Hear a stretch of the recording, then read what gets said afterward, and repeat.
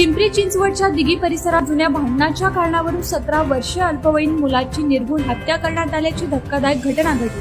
ही घटना रविवारी 11 मेला रात्री 10:30 वाजण्याच्या सुमारास घडली असून केवळ काही तासातच पोलिसांनी तिघा आरोपींना अटक केली।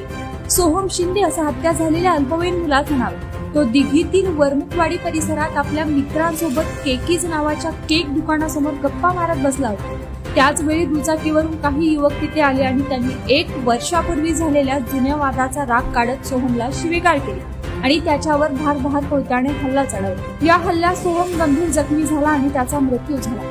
या प्रकरणी पिंपरी चिंचवड पोलिसांनी तत्काळ कारवाई करत निलेश शिंदे, शुभम पोखरकर आणि सुमित शिंदे या तिघा आरोपींना अटक केली। आरोपी आणि मयत यांच्यात 1 वर्षापूर्वी किरकोळ कारणावरून वाद झाला होता। त्याच वादातून हे कृत्य घडल्याचं समोर आलंय। या प्रकरणाचा अधिक तपास पिंपरी चिंचवड पोलीस करतात।